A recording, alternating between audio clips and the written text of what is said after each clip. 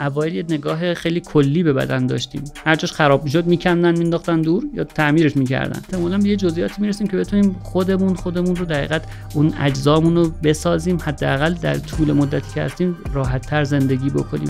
شرکت بیمه‌ای به ژنوم شما دسترسی پیدا میکنه، میفهمه که یک بیماری تحلیل برنده سیستم اعصابی که مثلا از 40 سالگی رخ میده براتون رخ خواهد داد، شما رو بیمه عمر نمیکنه.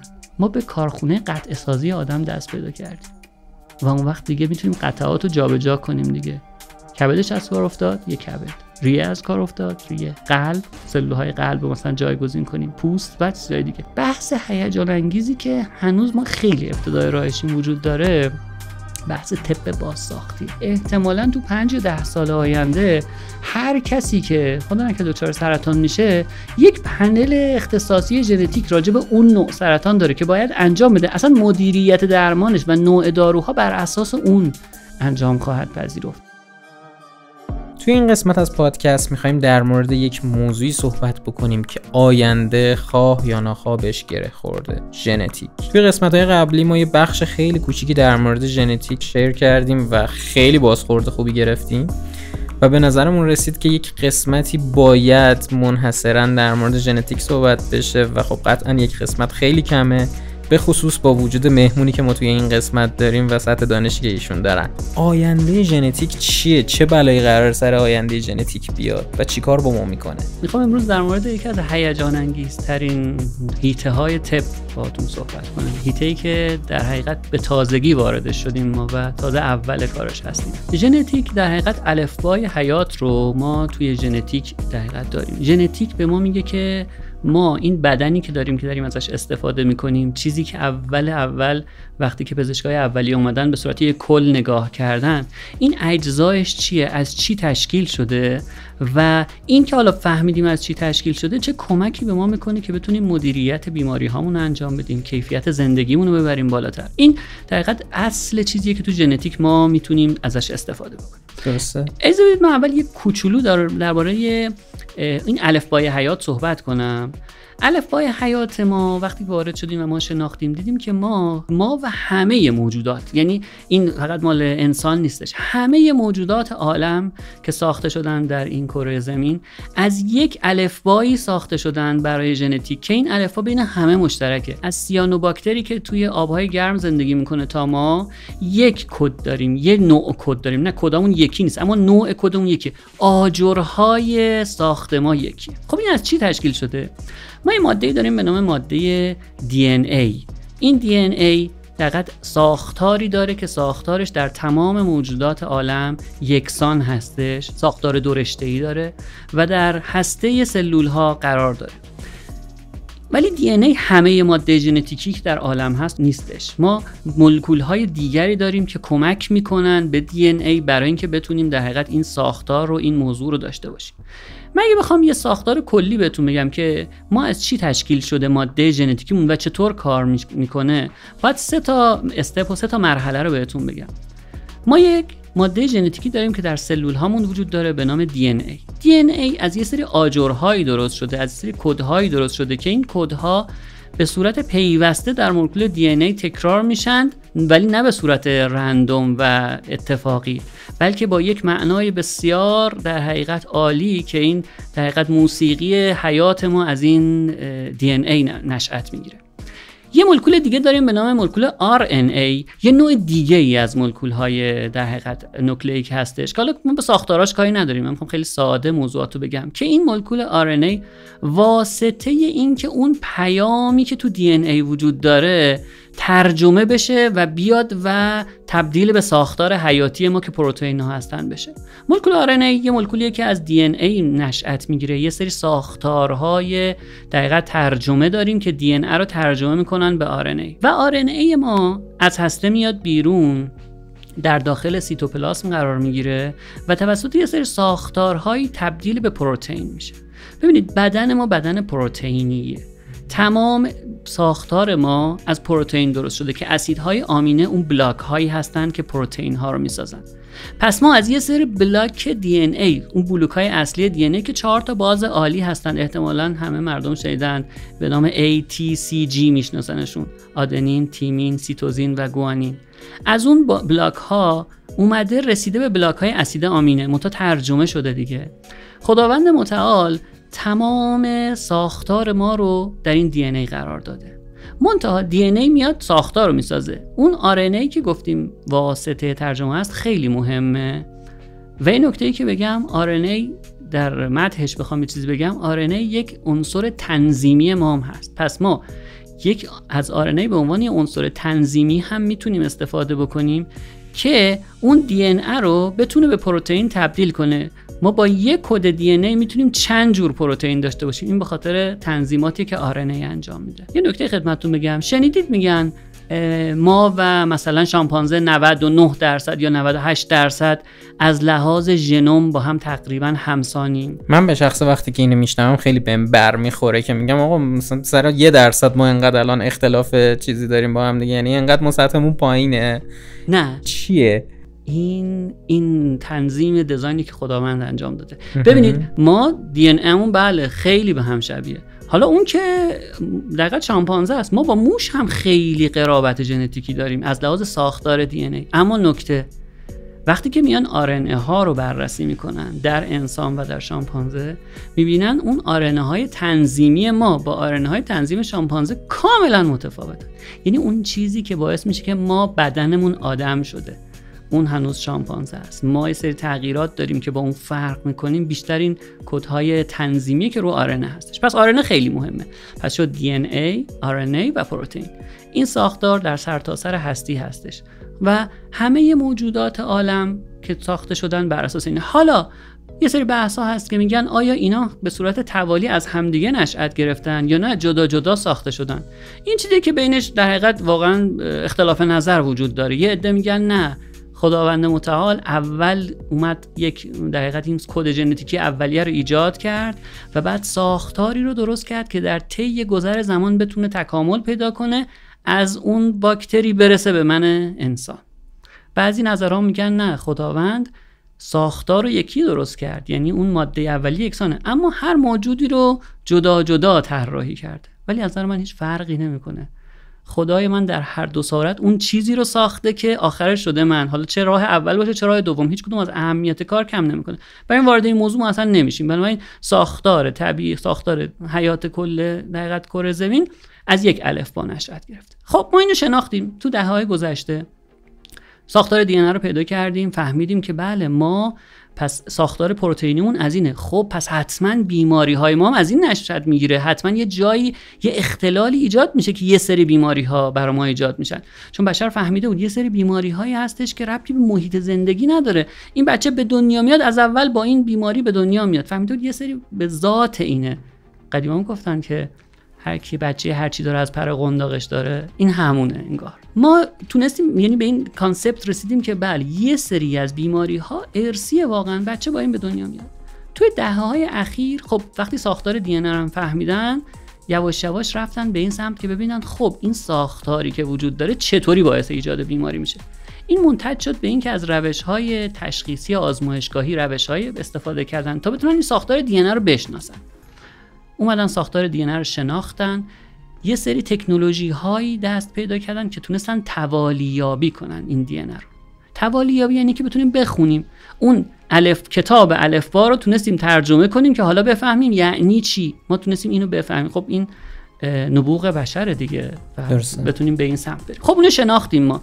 حالا تونستیم که ما در حقیقت بعد از اینکه این کتاب رو تونستیم پیدا بکنیم و الفباشو خوندیم، بر اساس این تونستیم این رو بفهمیم تو بعضی از افراد ظاهرا این یه جای قد خوردگی داره، یه جای قلم خوردگی داره، یه جای حذف داره، یه متنی از کتاب یه صفحش نیست.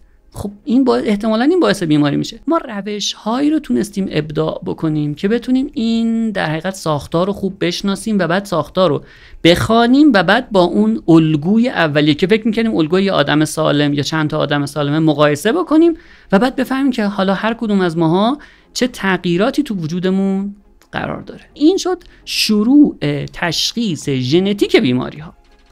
یه چیز دیگه حالا من تو دسته‌بندی یعنی اون ساختار بندی ژنوم انسان یه چیزی بگم. ما ژنوممون گفتیم از این دی ان ای درست شده، اما این دی ان ای همینجوری تو هسته سلول پخش و پلاه؟ نه. دی ان ای تو هسته سلول پخش و پلا نیست، بلکه بسته‌بندی شده وجود داره. تا حالا اسباب کشی کردید؟ بله. تو اسباب کشی چیکار میکنید؟ وسایل رو تو کارتون‌های مختلف میذارید برای اینکه از این خونه به اون خونه میخواید برید گم نشه، و بعد این بسته‌ها هر کدوم هم میدونید توش چیه، 50 تا 40 تا کارتون درست میکنید میبرید. دقیقاً همین اتفاق تو سلول هستش. ما دی ان امون در 46 بسته به نام کروموزوم بسته بندی میشه. هر کدوم از اینا یه چیزی توش داره. از کروموزوم 1 تا کروموزوم در حقیقت 23. از هر کدوم از کروموزوم هم 2 تا دونه داریم. ما موجود دیپلویدیم، 2 تایی هستیم. یکی از پدرمون میگیریم، یکی از مادرمون. اولین ساختار، یعنی بزرگترین ساختار ژنوم ما ساختار کروموزوم ها هستند. پس کروموزوم ها بسته هایی هستند که اون دی ان ای ما که ماده ژنتیک ما توش بسته بندی شدن. حالا به چه دردی میخوره؟ 2 تا خاصیت داره. یکی این که وقتی سلول داره تقسیم میشه، این دی ان ای پخش و پلا نیست، به صورت بسته‌ای جابجا میشه، 2 برابر میشه، بسته ها بین 2 تا سلول تقسیم میشن. و یکی همین که خب وقتی به این ساختار قرار میگیره دی ان ای ما میتونه حفظ بشه در داخل سلول از یه سری آسیب ها. ما یه سری ایرادات ژنتیکی که داریم ناشی از اینه که در لول کروموزومی تغییر ایجاد میشه، یه تیکه حذف میشه، یه تیکه بزرگ. خب وقتی یه تیکه از کروموزوم حذف بشه، یک عالمه از اون دی ان هایی هم که توش بوده حذف شده دیگه. اون بساطا که یادتونه یه کارتون گم بشه، خب بله یه تیکه از وسایل خونه از بین رفته دیگه. خب قطعا دیگه نمیتونیم اون خونه قبلی رو بچینیم با این. پس یه سری ایرادات ما ایرادات کروموزومیه که ما این رو با یه سری تستایی که در فکر کنم 40 تا 50 سال پیش ابداع شد میتونیم اینا رو تشخیص بدیم که ساختار کروموزوم‌ها رو ببینیم، بشناسیم که اینا چه جوری ساختار شدن، اگه حذفی رخ داد بتونیم تشخیص بدیم، یا اگه اضافه رخ داد توش ممکنه یه تیکه هم توش دقیقاً جاگذاری بشه تو داخل کروموزوم. نکته اینه که این نوع تغییرات خیلی بزرگی هستن. وقتی یه تیکه کروموزوم حذف میشه، وقتی یه دونه جعبه گم میشه، کلی وسایل ما گم شده دیگه. اینم هستش. چون تغییرات خیلی زیاده باعث بروز بیماری‌های خیلی شدیدی میشن. سندروم داون رو که احتمالاً میشناسید. کروموزوم 21 که ما 3 برابر میشه، یعنی ما 2 تا کروموزوم داریم میشه 3 تا کروموزوم. 3 تا میشه کروموزوم ما. یه سری بیماری‌های دیگه هستش که مثلا سندرومی داریم به نام ترنر که یک سری دقیقاًش که یک کروموزوم X تو دخترها حذف میشه، و بیماری‌های مختلف دیگه. یه نکته‌ای که هستش، بیماری‌های کروموزومی خیلی هاشون با حیات منافات دارن. وقتی که دیگه 2 تا بسته از یه خونه گم بشه، احتمالاً خونه رو دیگه نمیشه آشپزخونه‌شو بچینی دیگه. یه همچین اتفاقی میفته. ولی یه سری حذف‌های کوچیک داریم که قابل تشخیصه. پس یه لول کار تشخیصی ما لولیه که باهاش بیماری‌های کروموزومی رو میشناسیم که حالا کروموزوم هم فهمیدیم چیه. یه لول دیگه وجود داره، لول در سطح مولکول دی ان ای هستش که اینها معمولاً لول های پایین‌تری هستش. اینجوری میشه که وقتی که قرار پروتئین آ رو تولید بکنه این ژن خاص ما، یه اختلالی توش ایجاد میشه. این پروتئین آی ما که قرار بود از 100 تا دونه اسید آمینه تولید میشه، مثلا اسید آمینه شماره 58ش عوض میشه، باید مثلا یه بلاک قرمز قرار میگیره، یه بلاک آبی جاش قرار میگیره. این باعث میشه که اون پروتئین اون ساختار قبلی خودشو نداشته باشه، پس خاصیت قبلی خودش هم نباید داشته باشه. پس باعث میشه که پروتئین بی خاصیتی باشه یا پروتئین با خاصیت متفاوت باشه که باعث بروز بیماری بشه تو ما. در لول پروتئینی و در این لول معمولا تغییرات میگن یه تغییرات تکیه، یعنی یه دونه از بازها تو دی ان ای عوض میشه، این اتفاق میفته. این قسمت دوم رو که ما تشخیص میدیم با تست هایی که مشهورن به تست های خوانش دی ان ای. در حقیقت ما میایم و دی ان ای رو خوانش میکنیم و تمام دقیقاً اون کدها رو میخونیم تا میرسیم به یه جایی که میفهمیم بله اینجا باید بلوک قرمز قرار گرفته، آبی قرار گرفته، پس اینجا یه اختلالی وجود داره. فکر میکنم اصل بحث ما از اینجا شروع میشه، از همین خوانشه دیگه. بحثیه که میشه اصل مطلب این پادکست. خب بله. خب توالی یابی چیزی که هستش به عنوان پیشرو در تست‌های ژنتیک، این از حدود 1975 تقریبا دیگه در انجام میشه. تا قبل از این ما یک آزمایش انجام میدادیم، یه قطعه رو توالی یابی میکردیم، ولی یه قطعه از یه ژن این کارو میکردیم. ما هر کدوم از ژن هامون از قطعات متعددی درست شده. مثلا ژن مربوط به هموگلوبین، همین که تالاسمی ایجاد میکنه، 3 تا قطعه داره. یه ژن داریم مربوط به بیماری مثلا تیروزینمی که یک بیماریه که در حقیقت باعث مشکلات کبدی میشه، اون ژنش 15 تا قطعه داره. یه ژنی داریم که تو عضلاتمون کار میکنه به نام دیستروفین، 79 قطعه داره. پس خیلی متفاوت. ما قبلا تکنولوژیمون در این حد بود که یه تست یه قطعه از دی ان ای چک میکردیم. خیلی سخت بود تشخیص بیماری ها اون موقع. از حدود 10-12 سال قبل تست های ایجاد شده به نام توالیابی های جدید. ما اونا رو میگیم توالیابی های قدیم، الان این سری اونا توالیابی های جدید بهش میگن NGS Next Generation Sequencing. اینا میتونن در یک تست هزاران قطعه رو بخونن. پس دیگه خیلی دستمون باز شد. اینجا تکنولوژی پیشرفت کرده. من وارد اون تکنولوژیش نمیشم که بیشتر به معجزه شبیه این کاری که داره انجام میشه. اینقدر کار ظریف و دقیقیه که در یک تست ما هزاران قطعه از ژن هامون رو میخونیم. پس الان یه دفعه میتونیم یه تست بذاریم 10,000 قطعه رو بخونیم. یه تست بذاریم 100,000 قطعه رو بخونیم. این تست هایی که ایجاد شد باعث شد ما در یه تست بتونیم کل ژنوم رو چک بکنیم. ما الان تستی داریم به نام Whole Exome Sequencing که میاد تمامی قطعات پروتئین ساز تمامی ژن هامون رو چک میکنه. یعنی حدود 7,000 مثلا ژن رو چک میکنه که تا حالا بیماری راجبش شناخته شده و نزدیک 12,000 ژنی هم که هنوز بیماری راجبش شناخته نشده رو هم چک میکنه، قطعاتی که به نظر میاد پروتئین ساز. خب این یه انقلاب ایجاد شد. از حدود 10-12 سال قبل ما روش‌های تشخیص ژنتیکمون بسیار گسترده شد و میتونیم تقریباً بیشتر بیماری‌های ارثی رو که ناشی از اختلالات در مولکول دی ان ای هست بشناسیم. این باعث شد که ما الان دیگه یه بچه‌ای که با عقب ماندگی ذهنی میاد پیشمون بتونیم یک راه حل تشخیصی براش دادیم. ببین هنوز ما تشخیصیم، ما الان از لول تشخیص هنوز یه قدم هم جلوتر نرفتیم. داریم کار در مورد تشخیص صحبت می‌کنیم. ما بتونیم وقتی یه بچه میاد با عقب ماندگی ذهنی، یه بچه میاد با مشکل ضعف عضلانی و فلج، بتونیم با انجام این تست های گسترده همه ژن های مربوط به اون بیماری رو چک بکنیم و ببینیم آیا تغییر بیماریزایی توش ایجاد شده یا نشده. اینجا فقط یه نکته میگم، گفتم تغییر بیماریزا، من اینو یادم رفت بهتون بگم. ما دی ان ای هامون با هم دیگه فرق میکنه آدمای مختلف، در حالی که هممون هم سالم هستیم.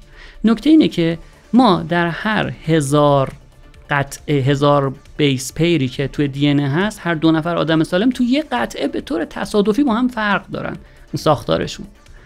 ما ژنوممون حدود 3 میلیارد از 3 میلیارد باز تشکیل شده. یعنی دی ان ای کل یک انسان 3 میلیارد بلاک فرض کنید. پس وقتی که تو هر 1000 تا یه دونه تغییر داشته باشه، من و شما الان نزدیک 3 میلیون اختلاف با هم داریم. پس اختلاف در مولکول دی ان ای همش به معنی بیماریزا بودن نیست. بیماریزا بودن رو باید جای دیگه ببینیم که اون تغییر باعث بروز یک دقیقاً اختلال شده، بریم ساختار پروتئین رو چک کنیم آیا اونجا اختلال ایجاد کرده یا دقیقاً مسائل شبیه ببینیم. پس همه تغییرات هم بیماریزا نیستش. ما با این تست‌های NGS میتونیم تغییرات بیماریزا رو پیدا بکنیم. از الان تا 5 سال 10 سال آینده ما دیگه میتونیم اگر کسی با یک بیماری ژنتیک اومد بگیم به احتمال شاید 70-80% میتونیم اون عامله رو پیدا بکنیم. خب این عامله به چه دردی میخوره؟ حالا تو قسمت بعدی بهتون میگم. ما یک فیلد خیلی عظیم و بزرگی داریم به نام مشاوره ژنتیک که توی مشاوره ها خیلی به ما کمک خواهد کرد. فعلا مشاوره های تشخیصی رو من دارم میگم خدمتتون، میتونه خیلی اونجا به ما کمک بکنه در این مورد. بریم سر اصل مطلب بعدیمون، یعنی میشه اصل مطلب اولمون، اصل مطلب دوممون چیه؟ خب مطلب بعدی اون در مورد حالا گفتم مشاوره های ژنتیک. ببینید من اینجا در مورد تشخیص صحبت کردم. خب این تشخیصه باید یه جایی یه کاربردی داشته باشه دیگه. ما یک در حقیقت یک نوعی از ویزیت پزشک داریم، یک نوعی از خدمت پزشکی داریم به نام مشاوره های ژنتیک.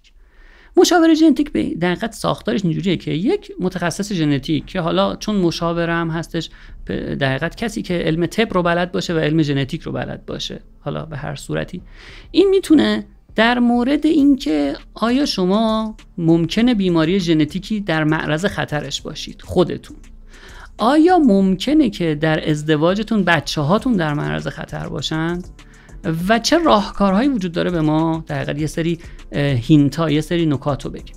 ما چند جور مشاوره ژنتیک داریم. مشاوره ژنتیکی در حال حاضر حالا به طور روتین، من چیزی که تو کشور خودمون داره انجام میشه رو خدمتتون میگم، چیزی هستش که روتینه، جاهای دیگه دنیا هم همینه، خیلی فرقی نمیکنه.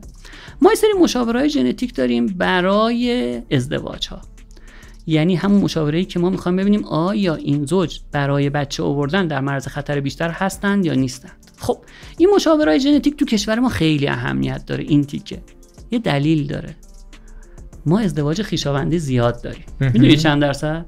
نه واقعا ایده ندارم درباره‌اش. حدود 33% ازدواجای این کشور ما ازدواج خویشاوندیه. خیلی زیاده. بله. توی ژاپن و توی اروپا و آمریکای شمالی این حدود کمتر از 0.5%. از ازدواج. چون خب به فرهنگشون هم برمیگرده دیگه. اونا در حقیقت مثل برادر و خواهرشون میمونه، پسر عمو یا پسر دایی یا پسر عمه یا پسر خالشون. اونا ظاهرا از ازدواج کازین منع شدن دقیقاً. تو فرهنگشون یه همچین چیزی هست. خب این به فرهنگ ما برمیگرده. خب ذات فرهنگ ماست دیگه، اشکالی هم نداره. هر دو نفری که با هم ازدواج میکنن تو کشور ما 30% 33% ازدواج فامیلی داریم. ازدواج فامیلی یعنی اینا یه جد مشترک دارن، یه بالا، حالا نمیدونیم مثلا پسرم و دخترمون باشن، خب پدر بزرگ مادر بزرگ مشترک دارن، یه نسل دورتر باشن یه نسل بالاتر دارن. ولی با توجه به اون حرفی که زدم، ماها با هم یه سری تغییرات ژنتیکی تو وجود اون هست، اختلافاتی داریم که این اختلافات میتونه بعضیش بیماریزا باشه بعضیش بیماریزا نباشه. اینجوری میشه که هر کدوم از ماها تو وجودمون یه سری ژن‌های معیوب داریم که حاملشیم، اما اون به بروز نرسیده. چون به بروز نرسیده ما آدم سالمی هستیم. یادتونه گفتم 2 تا نسخه از هر ژن داریم، یکی از پدر میاد یکی از مادر. ما واسه خیلی بیماری‌ها یه نسخه سالم داشته باشیم کفایت میکنه برای اینکه تا 120 سال زندگی بکنیم، اما حامل یک نسخه معیوب هم ممکنه باشیم. حالا فرض کنید اون پدر بزرگه یه نسخه معیوب برای بیماری ضعف عضلانی داشته، داده به 2 تا پسراش این نسخه ها رو، اونا هم سالمن. اون 2 تا پسرا دادن به بچه‌هاشون که اینا با هم ازدواج کردن، یعنی هر دوی این بچه‌ها یه نسخه ژن معیوب دارن.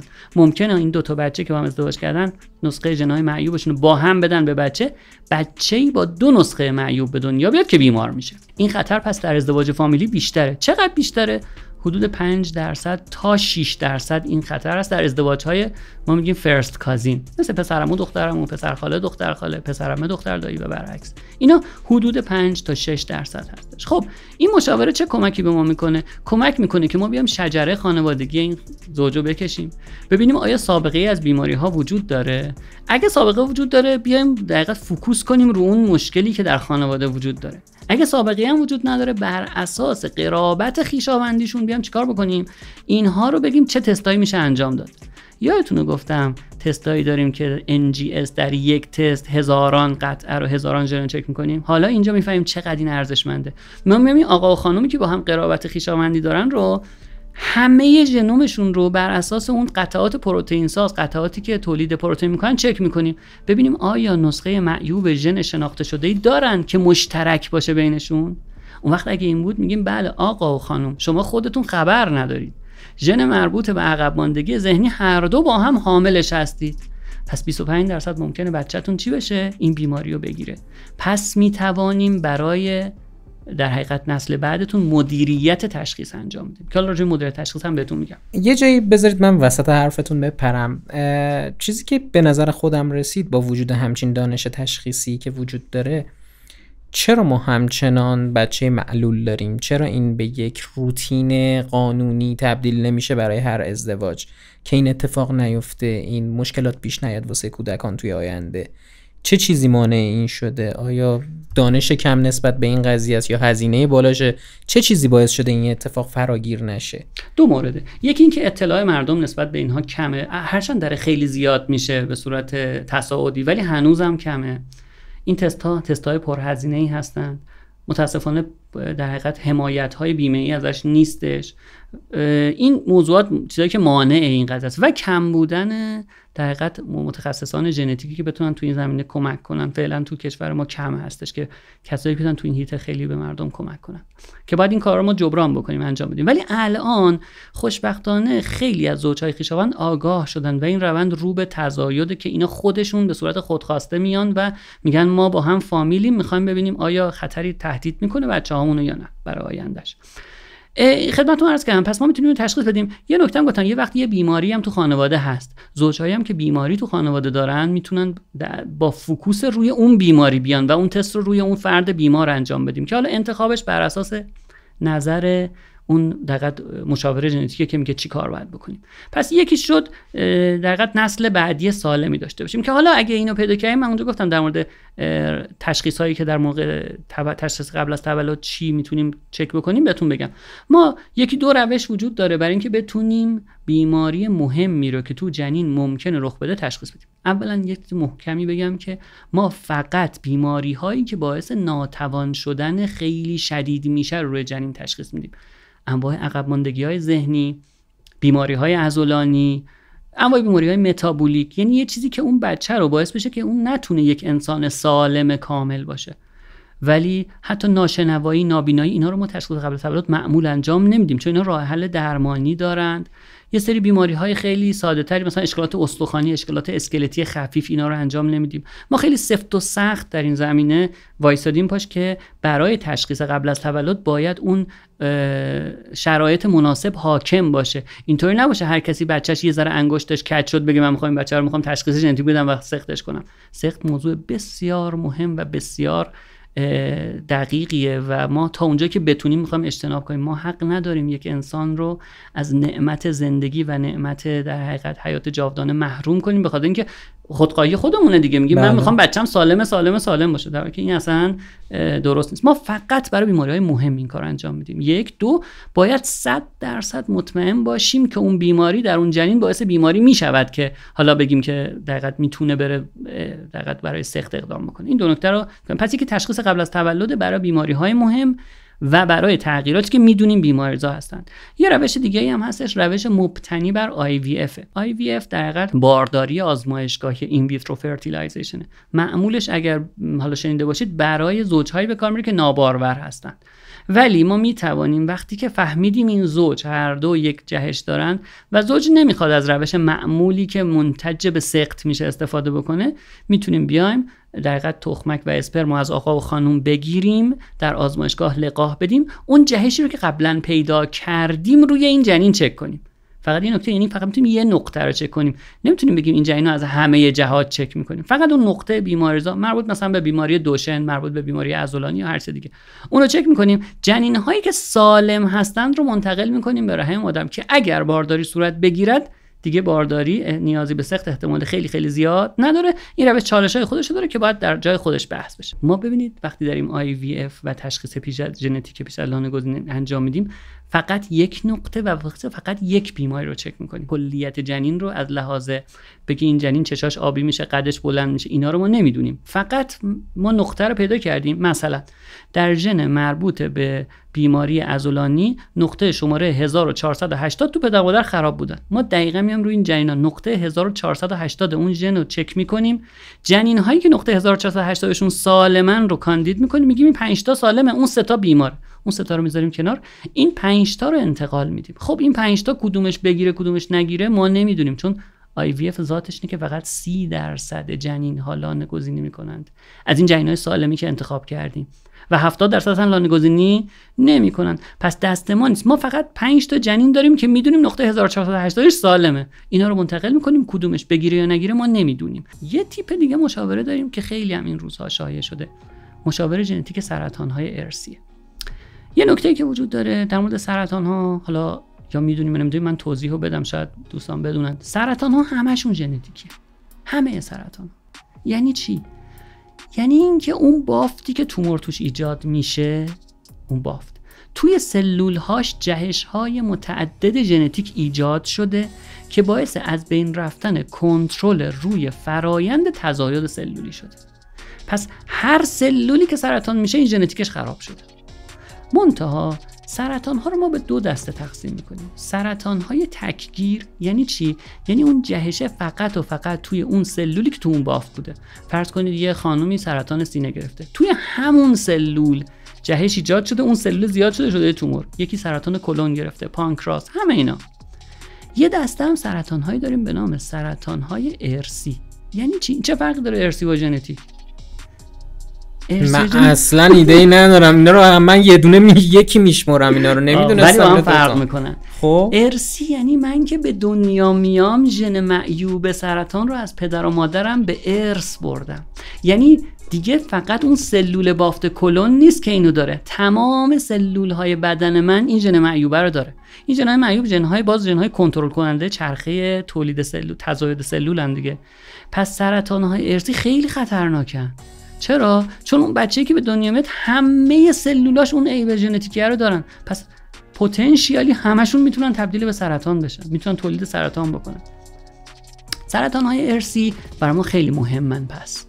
ولی درصد سرطان‌های ارثی نسبت به درصد سرطان‌های تکگیر خیلی کمه. مثلا تو سرطان پستان فقط 5% سرطان‌ها ارثی هستند. 95%ش ژنتیکی غیر ارثیه، یعنی تو خود اون سلول بافت سینه یک جهش ایجاد شده. در مورد سرطان‌های کلون و معده و اینا فکر کنم این حدود 8% تا 10%.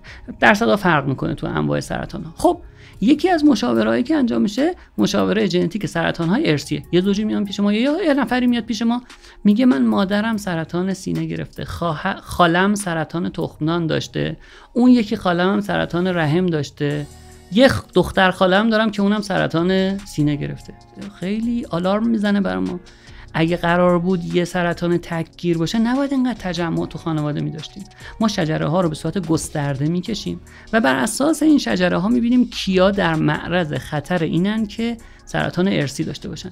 مادری که یک سرطان ارثی داشته باشه ممکنه به مثلا 50% اون بچه‌هاش منتقل کنه اون ژن معیوب، چون گفتم این مادری که به دنیا اومده همه سلولاش این ژن معیوب داشتن، پس قطعا تخمک‌هاش هم اینو دارن، یا پدری که داره اسپرم‌هاش هم اینو دارن، پس میتونه به نسل بعد منتقل کنه. ما میام شجره رو میکشیم، برآورد خطر میکنیم، میبینیم آیا این فرد در معرض خطر سرطان‌های ارثی هست نه. فردی که خودش سالمه الان مشکلی نداره، اما یک سابقه خانوادگی شاید مملو و سرطان تو افراد مختلف داشته باشه.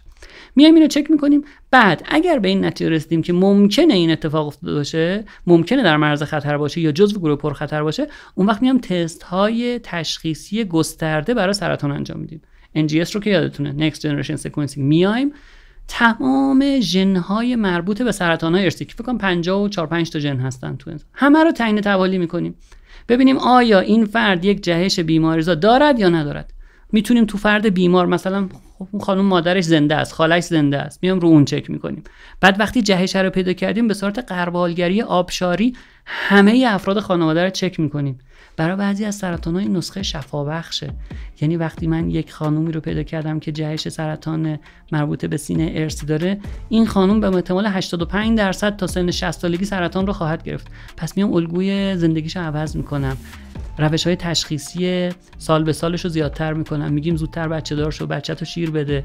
بعد وقتی به سن یائسگی رسید مثلا میگه میتونی تخمداناتو برداری و هزار تا کار دیگه بتونیم این آدم رو نجات بدیم اینکه سرطانی توش رخ بده. پس خیلی مهمه افرادی که در معرض خطر سرطان هستن یا فکر میکنن جزو گروه پرخطرن بیان مشاوره ژنتیک بشن واسه این موضوع. ما الان ابزارهای تشخیصیشو داخل کشور داریم و میتونیم این کارو انجام بدیم. تا اینجا شد اصل مطلب دومون، درسته؟ بله. الان میریم تو اصل مطلب 3. بله. اصل مطلب 3 مون حالا این تشخیص ها یه جاهایی ممکنه کمک های بیشتری بکنن. تا حالا تشخیص میدادیم، میگفتیم این بچه عقب مونده است، این بچه فلج، خب کارش که نمیتونستیم بکنیم. اما یه جاهای دیگه الان میتونه یواش یواش به ما کمک بکنه. وارد حیطه درمان بیماری ها میخوایم بشیم. ما چند جور تو این حیطه میتونیم وارد بشیم. یه حیطه اینه که ما وقتی تغییرات ژنتیکی هر فرد رو بشناسیم میتونیم بگیم آقا تو این یه سری تغییرات ژنتیک داری، احتمالاً یه سری داروها تو بهتر اثر میکنن، یه سری داروها بدتر اثر میکنن. وقتی که ما نقشه ژنتیکی یه نفر رو داشته باشیم میتونیم در این مورد صحبت کنیم. این یه واژه‌ای به نام فارماکوژنومیک میشناسنش، در حقیقت ژنتیک دارویی انگار یه همچین چیزی. ما هر کدوم از داروهایی که میخوریم این دارو میره تو کبد ما یا شاید تو کلیه بعضیاشون جای مختلف، یه آنزیمی این دارو رو متابولیسم میکنه، تبدیل به فرم فعال میکنه. بعضیا آنزیم‌ها هستن اینو به فرم غیر فعال تبدیل میکنن. این چرخش گردشش رو تو در حقیقت بدن ما تنظیم میکنه، فعالیت اون آنزیمه. حالا فرض کنید یه نفر یه تغییر ژنتیکی داره که یه آنزیمی که مربوط به یه دارو هست و خیلی پرکارش کرده، تون عمل میکنه. این آقا یه قرص میخوره، ظرف چند دقیقه اینو غیر فعالش میکنه، اصلا اثر نمیذاره. ما اگه اینو از اول بدونیم با دوز 2 برابر به این دارو میدیم. و برعکس یکی هستش متابولیزه کننده کنده، به جای اینکه آنزیم مثلا ساعتی یه فعالیت بکنه هر 5 ساعت یه فعالیت از خودش بروز میده. بنابراین این دارو میخوره، دارو باید زود از بدن پاک بشه اما پاک نمیشه، به دوز سمی هم ممکنه برسه و باعث ایجاد بیماری بشه. فارماکوژنومیک یعنی اینکه ما با داشتن نقشه ژنتیکی یه فرد، 1 2 دونستن اینی که چه ژنی تو متابولیسم کدوم دارو تأثیر داره و 3 بدونیم چه جهش‌ها و چه تغییراتی میتونن فعالیت این ژن رو کم و زیاد بکنن که متبعش فعالیت اون آنزیم رو کم و زیاد بکنن، بتونیم تعیین کنیم کی چه دارویی باید بخوره. یه چیز شبیه رویا میشه واقعا. یه مدتی شما میری یه سی دی دستته یا یه فلش دستته میدی دست دکترت، قبل از اینکه بری اتاق عمل چک میکنه، میگه خب شما تو این 3 تا نقطه برای 3 تا آنزیم دارویی 3 تا تغییر داری، پس باید دارو 4م رو بدین. این خیلی خوبه و توی قسمت‌های زیادی این الان امکان پذیر هست یا یه چیزیه هست که فراگیر نشده؟ امکان پذیر هست. هنوز داده های ما کمه، یعنی در مورد تعداد کمی داروها این اطلاعات رو داریم که بخوایم چک کنیم. الان روتینلی چک میشه واسه چند تا، مثلا یه متابولیسم کننده مثلا کومارین هستش، متابولیسم کننده یک دارو ضد انعقاد، بعضیا تند متابولیزن بعضیا کند متابولیزن، میتونیم اون رو چک کنیم بدونیم دوز وارفارین رو باید چقدر بهش بدیم. این خیلی نکته جالبیه. الان این هستش، اویلیبل تو کشور ما انجام میشه. خب ولی خب تعداد داروهایی که قابلیت این کارو این تنظیمو دارن الان کمن. خب هرچی علم ژنتیک ما پیشرفت بکنه قطعا این تعداد بیشتر خواهد شد و داروهایی بر مبنای ژنتیک انسان خواهد شد. اینو داشته باشید. یک کوچولو من یه در مورد داده‌های ژنومی دقیق انسان‌ها و ذخیره کردنش یه چه کوچولو که بعداً بهتون بگم، یادم بندازید اینو بهتون بگم در مورد این موضوع و اهمیت دقیق امنیتی این موضوع و اقتصادی که وجود داره. خب این یکی از اولین دقیق مواردیه که میتونه از ژنتیک تو مدیریت درمان استفاده کنیم، ولی این همه موضوع نیستش. همینجور که داریم پیشرفت می‌کنیم تست های دقیق تر و روش های بهتری رو داریم پیدا میکنیم. یه نکته دیگه در مورد سرطان هاست. یادتونه گفتم تشخیص میتونیم بدیم سرطان های ارثی رو از سرطان های تکگیر و بتونیم خانواده رو غربال کنیم. در مورد سرطان یه جای دیگه هم به ما کمک میکنه ژنتیک. وقتیه که ما تشخیص سرطان رو دادیم میخوایم مدیریت درمان انجام بدیم. ببینید سرطان ها چون ژن های مختلفی توشون جهش پیدا میکنند، از یک نوع سرطان ممکنه که نسبت به داروهای مختلف واکنش های مختلفی بدن. پس ما اگه بدونیم کدوم ژن جهش پیدا کرده که باعث سرطان روده شده، شاید بهتر بتونیم تو مدیریت درمانش کار کنیم. تا حال حاضر برای همه یه جور درمان سرطان میدادن، دارو شیمی درمانی میدادن، برای همه 3 دارو میدادن و ولا غیر. اما الان یه سری روش‌هایی اومده که هی داره پیشرفت میکنه بر اساس بیان یه سری ژن‌ها و بر اساس یه سری جهش‌هایی که توی ژنوم خود اون بافت سرطانی اتفاق افتاده میتونیم مدیریت درمان رو عوض کنیم. ببینیم یک، این سرطان آیا ممکنه متاستاز بده، یعنی دست اندازی کنه به بافت‌های دیگه، چقدر احتمال داره. 2، این سرطان، این سلول سرطانی نسبت به چه نوع داروهایی حساس تره. این از دقیقاً مواردی که ما میتونیم توی مدیریت درمان سرطان از تست‌های ژنتیک استفاده کنیم. این خیلی الان کمه توی دنیا، ولی احتمالاً تو 5-10 سال آینده هر کسی که خدا نکنه دچار سرطان میشه یک پنل اختصاصی ژنتیک راجع به اون نوع سرطان داره که باید انجام بده. اصلا مدیریت درمانش و نوع داروها بر اساس اون انجام خواهد پذیرفت. این خیلی نکته‌ایه که ما در آینده اینو تو ژنتیک خواهیم داشت و این کمک میکنه به ما.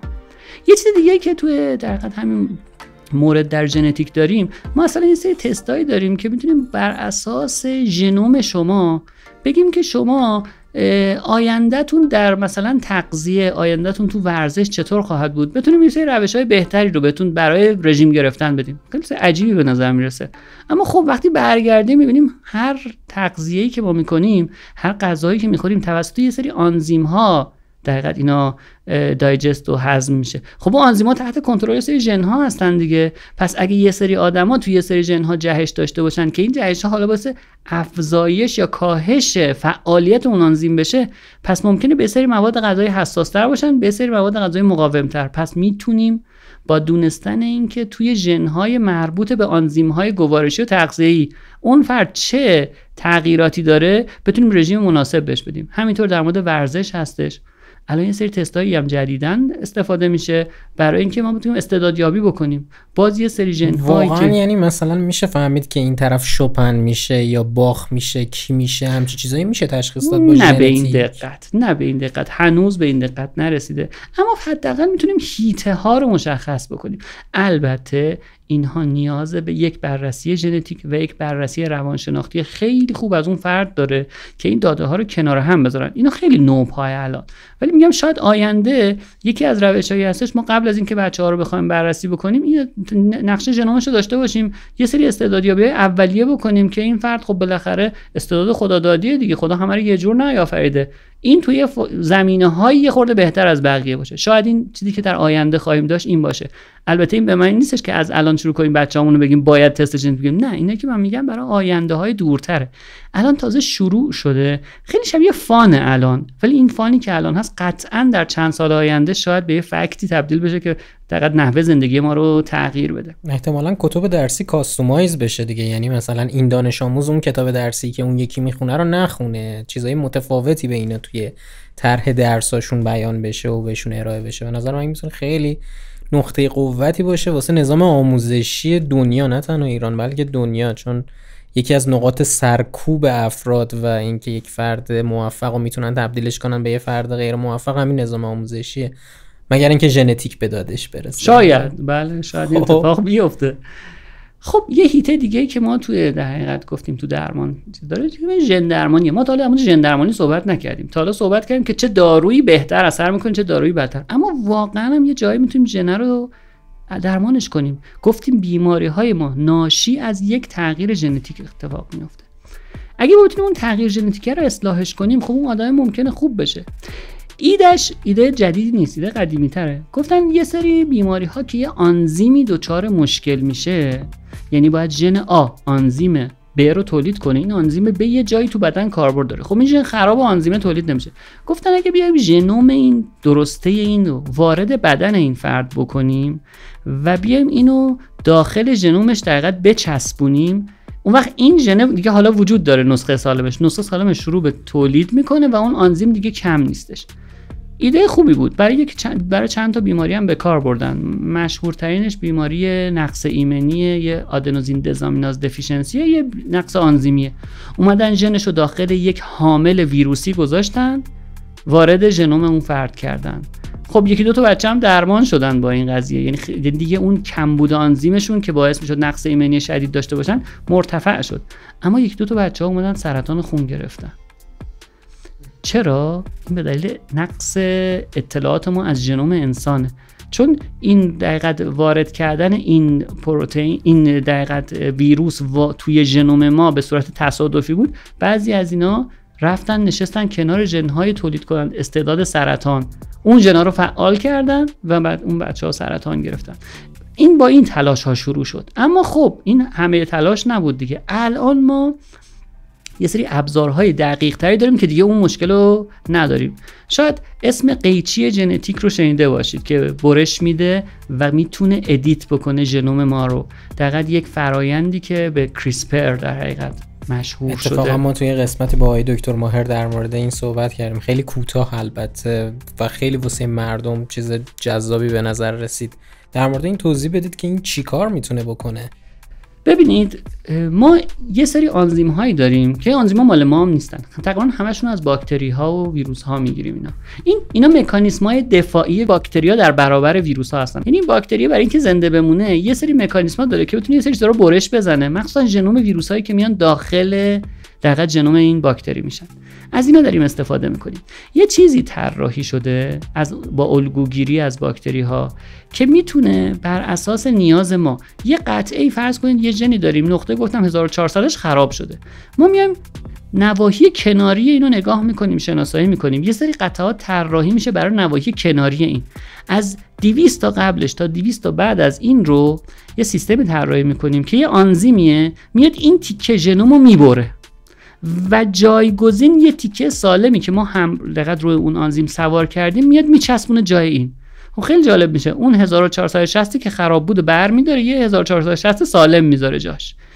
این برای اصلاح جهش‌های نقطه‌ای خیلی کاربردیه و میتونه به ما کمک کنه که ما توی سلول‌ها این کار انجام بدیم. ولی یه نکته‌ای داره، ما باید سلول به سلول اینو اصلاح کنیم. پس یه کار سختی میشه دیگه برای فرد بیمار. این فعلا برای بیماری هاییه که ما بتونیم یه تعداد سلول از فرد بگیریم، این اصلاح رو انجام بدیم، اینا رو زیادش کنیم و بعد دوباره به فرد برگردونیم که مثلا غالبا رو سلول‌های بنیادی این کارو باید بکنیم، سلول‌های بنیادی مغز قرمز استخوان رو بگیریم، این اصلاح رو انجام بدیم و بعد بذاریم سر جاش. خب برای بیماری آنزیمی خیلی خوبه، این بیماری که ببینید آنزیم همینجور نوع به نوع تو بدن تولید میشه و هی مصرف میشه. اما خب هنوز برای بیماری‌های ساختاری، بیماری‌هایی که مغز رو تحت تاثیر قرار میدن، ما هنوز اول راهیم. در آینده شاید بتونیم راههایی پیدا بکنیم که بتونیم ژنوم ادیتینگ رو برای اونها هم به کار ببریم تا بتونیم از اول اینو تشخیص بدیم. ببینید اگه این تیکه درمان رو وصلش کنیم به اون تیکه تشخیص، ما اگه از اول بدانیم بچه‌ای به دنیا خواهد اومد که این اشکال ژنتیکی داره، شاید دیگه لازم نباشه این موجود بیگناه رو سختش بکنیم. اگر در همون مراحل اولیه ادیتینگ رو انجام بدیم، اون بچه با اون ادیته میاد بالا و در شکم مادرش بزرگ میشه، یا حتی توی در حقیقت زیگوت، تو تخم که تشکیل میشه، همونجا ادیتینگ رو انجام بدیم و اونایی که ادیت شده رو منتقل کنیم. میبینید خیلی ایده های خوبی رو برای آینده خواهد داد. ولی خب دستکاری در ژنوم انسان خیلی کار سختیه، مثل یک ساعت بسیار دقیق با هزاران چرخ دنده است که داره کار خودش انجام میده. حالا یه آدمی که خیلی هم در این زمینه تبحر هنوز پیدا نکرده میخواد یه چرخ دنده رو وردارید و میذاره، احتمالی که خطا کنه خیلی زیاده و کل اون سیستم رو به هم بزنه. پس هنوز در ابتدای راه کارهای ادیتینگ و کارهای ژن درمانی هستیم، ولی قطعا در آینده برای بسیاری از بیماری ها ما اینو خواهیم داشت. همین الان برای چند تا بیماری به روش‌هایی که ما بتونیم ژنوم رو دقیقاً بدن رو وادار کنیم که از روی اون خطایی که در داخل ژنوم قرار داره رد بشه و پروتئین رو درست کنه وجود داره. مثلا یه بیماری داریم به نام دوشن، یه بیماریه که ضعف عضلانی میده، تو پسرها بروز میکنه، از سن 4-5 سالگی بچه‌ها شروع به ضعف دارن و واقعا هم بیشتر از 20 سال عمر نمیکنن. بیماری خیلی ناتوان کننده بدیه. یه سری جهش‌های تو اینا وجود داره که این جهش‌های خاص باعث میشن این پروتئین تا نصف تولید بشه یا تا 1/3 اول تولید بشه، بقیه‌اش دیگه تولید نشه. اومدن این سری موادی رو به کار بردن که اون آنزیمی که داره از روی مولکول دی ان ای رونویسی میکنه، آر ان ای رو میسازه، یه خورده غیر دقیق عمل کنه، از روی بعضی نقاط بپره، بعد رندوملی بعضیشون از روی این جهشی که مثلا تو 1460 داره میپرن، نمیخونن اینو، نمیفهمن اونجا جهش اتفاق افتاده و ادامه کار رو میدن. این یه روشی که مثلا با یه سری داروش به نام آتالورنه که استفاده میشه برای بعضی جهش‌های خاص برای بیماری دوشن. اثرات درمانی خوبی هم گرفتن. ما داریم به این سمت پیشرفت میکنیم و آینده تو ژن درمانی خیلی خیلی ما اتفاقات بهتری رو خواهیم دید، به خاطر اینکه شناخت ما از ژنوم داره بیشتر میشه. ما الان مشکلمون اینه که عدم شناخت از این هارمونی خیلی خیلی منظمه، ما خیلی نمیشناسیمش. یعنی هرچی که من در مورد دقت و پیچیدگی میگم کم گفتم. ما تازه گفتیم آرنه ها تنظیمی هن. خود یه سری آرنه های تنظیمی که آرنه های ما رو تنظیم میکنن وجود دارن. بسیار بسیار سیستم دقیقی طراحی شده و معجزه خداوند در این زمینه هستش که خودش هم گفته تبارک الله و احسن الخالقین. واقعا احسن الخالقین خداوند بسیار سیستم منظمی رو طراحی کرده، حالا به هر صورتی که طراحی شده باشه. اینم در زمینه درمان. یک بحث هیجان انگیزی که هنوز ما خیلی ابتدای راهشیم وجود داره، بحث طب بازساختیه. ما شنیدیم میگن در آینده عمر بشر خیلی طولانی خواهد شد. احتمالاً اگه بخوام یکی از راهکارهایی که وجود داره ورود به حیطه طب بازساختیه. طب بازساختی یعنی این که ما بتوانیم از سلول‌های خود فرد استفاده بکنیم، اینها رو برگردونیم به حالت غیر تمایز یافته و بعد بر اساس اون ارگانی که توی این آدم دچار اختلال شده بتونیم دوباره اون ارگان رو بسازیم. یه خورده ساده تر اینو میگین چون بحث جذابیه، این که ما بتونیم سن انسان رو بیشتر بکنیم. یه خورده این الگو رو راحت ترش میکنیم که ببینید اینجوری بهتون میگم، ما چرا مریض میشیم؟ یه جایی یه قسمتی از بدنمون از کار میفته. تا حالا این اینجوری بوده که یه قطعه که خراب میشد ما نمیتونستیم جانشینش رو پیدا بکنیم دیگه. حالا گفتن شاید مثلا لوزالمعده مصنوعی، قلب مصنوعی، ولی هیچ کدوم کار خودش رو خوب و درست انجام نداده. یه هیته‌ای باز شده به نام طب بازساختی که ما بتوانیم از بافت سلول یا ارگان رو تولید بکنیم. ببینید از سلول رو تولید بکنیم، یه سلول رو برگردونیم به اون سلول اصلی، بافت رو تولید کنیم یا ارگان تولید کنیم. این تو بدن ما به صورت اولیه چجوری تولید میشه؟ اینجوریه که ما یه سری سلول تمایز نیافته داریم به نام سلول‌های بنیادی تو دوره جنینیمون. اینا یه روندی رو طی می‌کنن به نام تمایز که هر کدومشون میرن در یک مسیری قرار میگیرن و هر کدومشون به یه بافتی تبدیل میشن و میشن سلول اختصاصی. حالا فرض کنید ما بتونیم یه سری سلول بنیادی داشته باشیم، این سلول بنیادی که مولتی پتانسیاله رو بیایم تبدیلش کنیم به اون بافت مورد نظرمون، بافت انسولین ساز، پوست، ارگان حسی گوش، نورون، هر چیزی که فکر کنیم اون آدم لازم داشته باشه.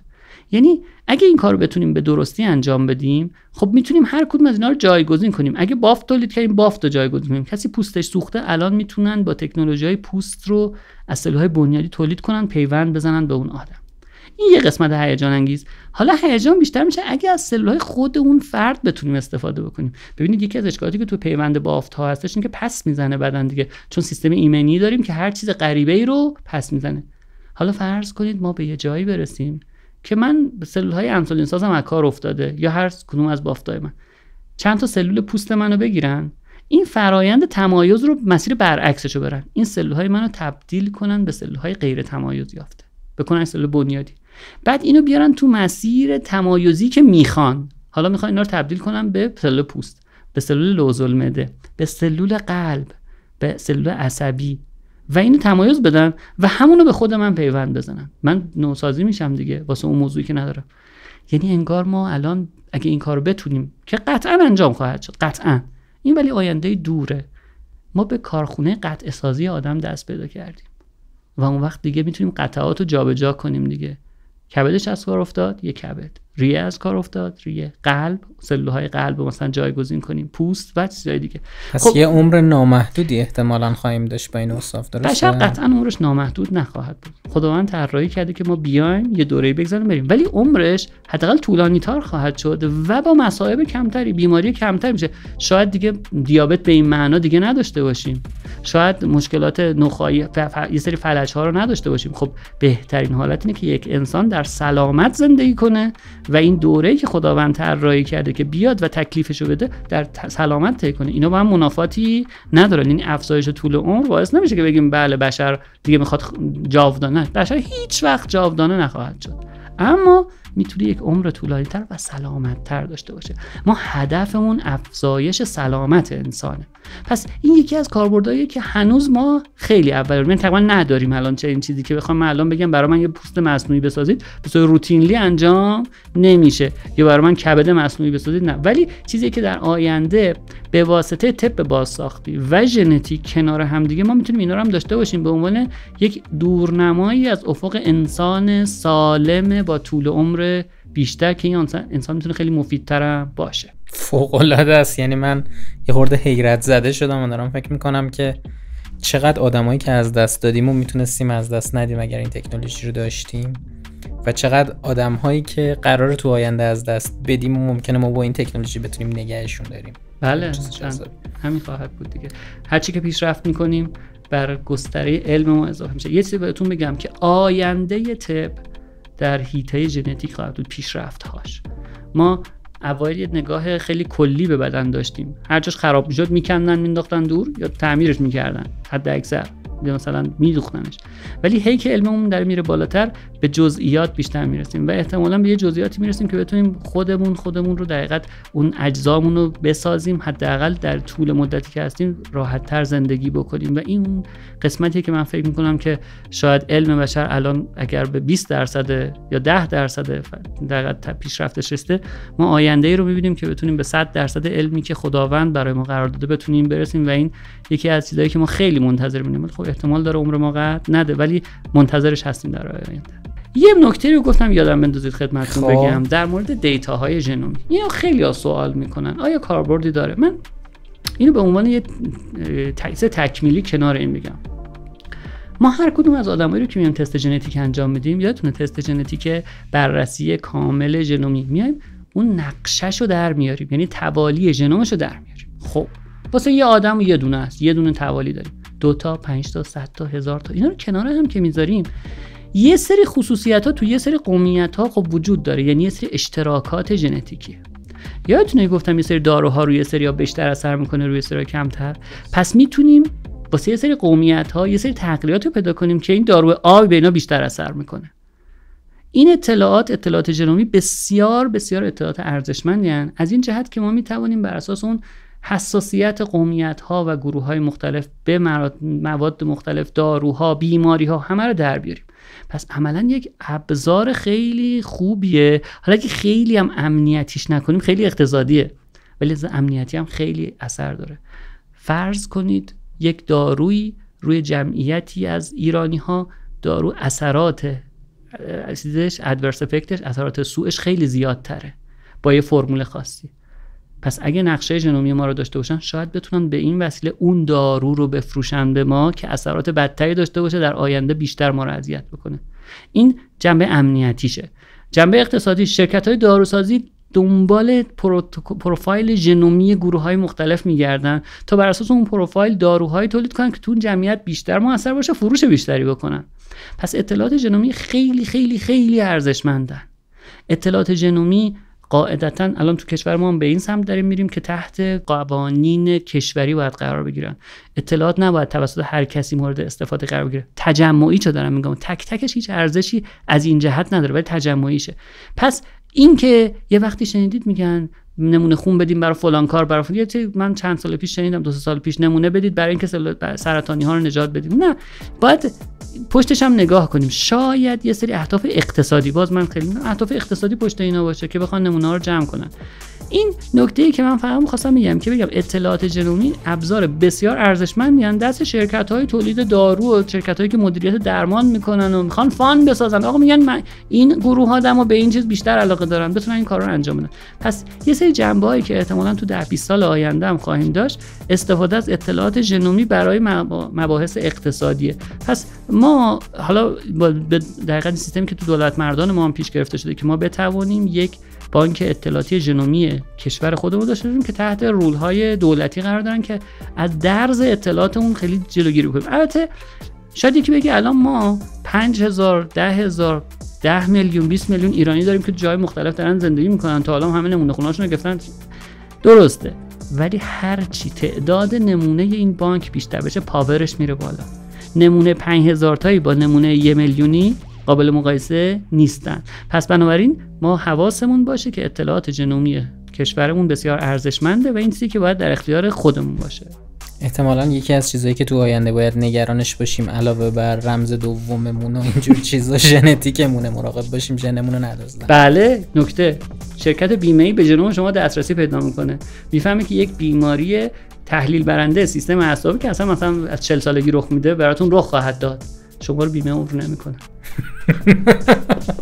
بود خیلی به اصطلاح کلاهبردارانش بود به نظر من. خیلی میتونه خطرناک باشه که وجود داره. خیلی ممنون از شما دکتر. من یه نکته بگم، این بخش کوچیکی از ژنتیکه و ما فقط به بحث ژنتیک و انسان پرداختیم و قطعا نیازه که در مورد ژنتیک و جانورها، ژنتیک و گیاهان و همه اینها صحبت بشه و مدت ما هم محدوده و خب ما هم واسه مردم معمولی داریم برنامه تولید میکنیم، پادکست تولید میکنیم. امیدوارم که من بتونم با همه مشغله‌هایی که آقای دکتر دارن دوباره به ایشون دسترسی پیدا بکنم و بتونیم قسمت‌های متنوعی در مورد شاخه‌های مختلف ژنتیک بسازیم. خیلی ممنونم از شما دکتر. خیلی متشکرم.